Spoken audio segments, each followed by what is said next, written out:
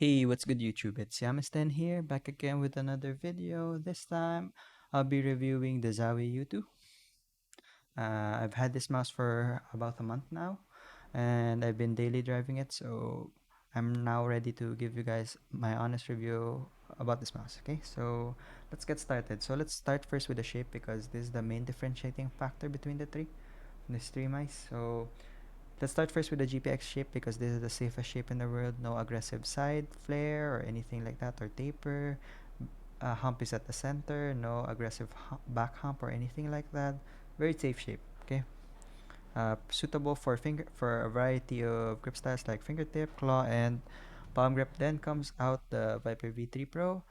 Innovates on the design a bit, more aggressive sides, like there's more tapers on the sides compared to the GPX at least, which makes it perfect for claw grip. But you can still do fingertip and palm grip no problem because those side flares aren't that aggressive. The next is the U2, and if you check Zawie's promotional video, you can see that they're advertising this for claw grip users, and testing this, and this is the shape that they arrived. That's perfect for claw grip, and I have to agree with my 19 by 5 by 10 centimeter hands.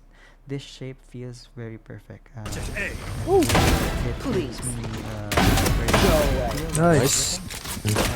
One enemy remaining. Minus four. Nasaan? Dito. The mouse is reaching Got him. Clove dyan sa right. My ult ready. Nice. giving you a place to put in your thinking Okay. and sits there also, so it just gives you a very locked in feel. When I clog it, this mouse feels like it's an extension of it. Because of the hump, Half. the hump is a bit One enemy remaining. Ay! Pwede na ata i-defuse? it actually gives you room to micro adjust. Nice. They're fucking throwing! What the fuck?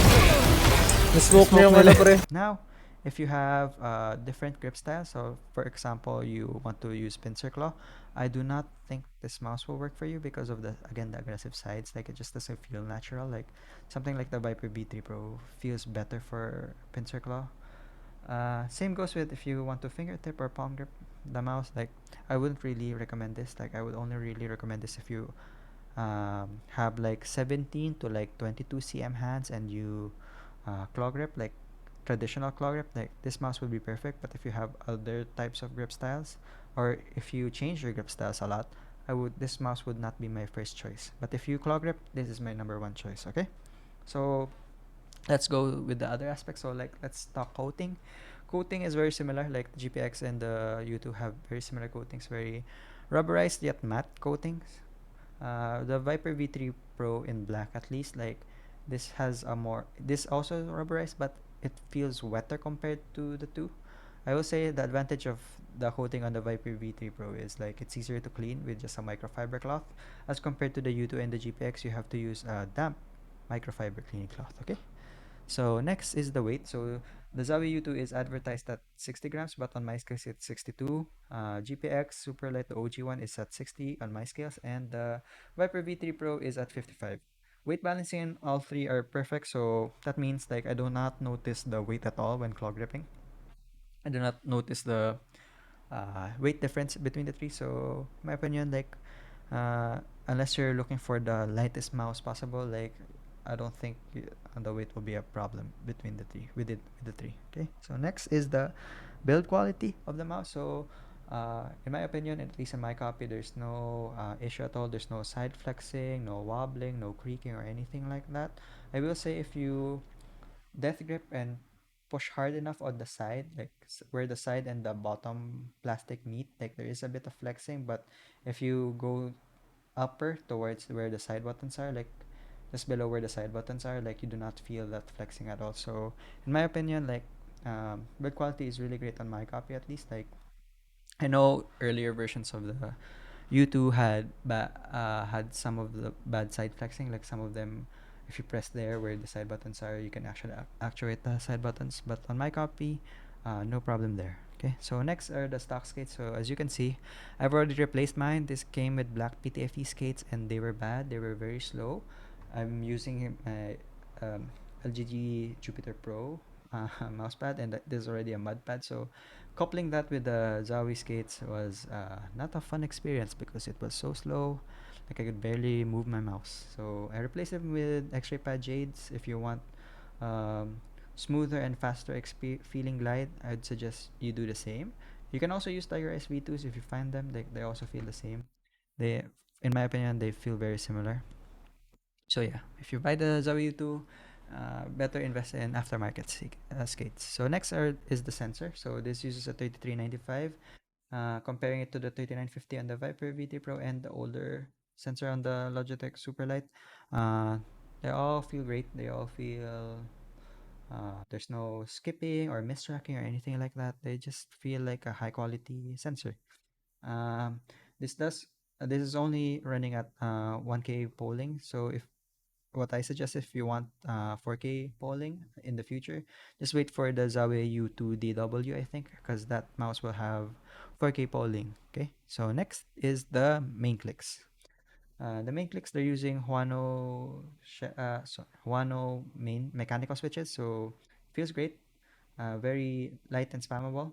One of the best mechanical uh, switches out there that they're using in the mouse. I will say there is a bit of pre-travel if you start clicking near the edge, like you can see pre-travel. But if you click on the center where the clicks are actually actuated, there's not much pre-travel there. So yeah. So unless you claw grip and you start clicking here, like you won't really notice it. No post travel on both. Side buttons feel great, nice and spammable, like as compared to the GPX, which has garbage side buttons. They have the U2 is very similar to the Viper V3 Pro, as they have great side buttons. Okay, so which takes us to then my next complaint, which is the scroll wheel, because as you can hear, I hope you guys can hear that because this sounds so bad. The scroll wheel sounds so cheap, so not high quality, especially compared to the Viper V3 Pro, which has a nice scroll wheel. The scroll wheel here is very loud, very cheap. It reminds me of an office mouse from the early 2000s, something like that. But the in terms of using it, like it's fine. Like it gives you tactile steps and stuff like that. Like when using it in Valorant to change weapons, no problem at all. But just doesn't sound nice. Scroll clicks are okay. Like they're easy to actuate and spammable. They don't sound as bad as the scroll wheel, when scrolling. So yeah. Next is the software. So this mouse has no software. Thank God. You can just adjust everything on the mouse. You could just have to go to the manual if you want to. You can even turn on motion sync or change the click response time or the debounce time. Just check your manual how to do that.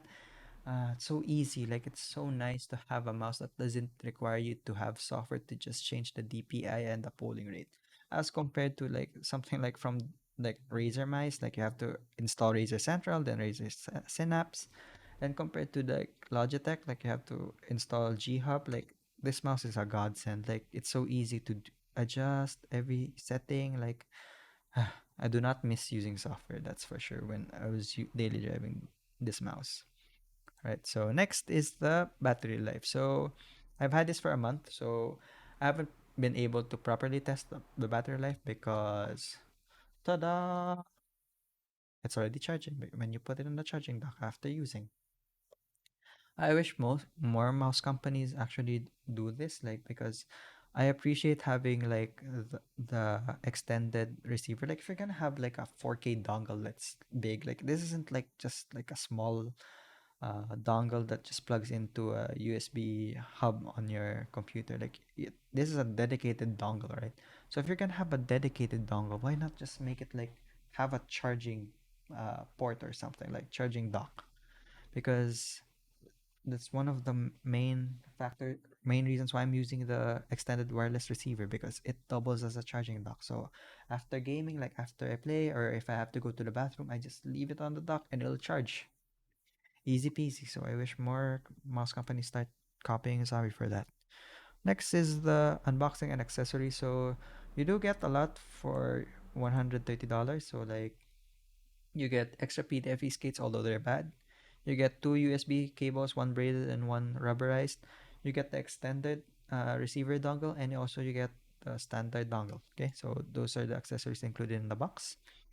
Next is conclusion. So for $130, would I recommend this mouse? Yes, if you claw grip. If you just regular claw and nothing else, you don't like changing your grip styles, get this mouse because this mouse is literally perfect.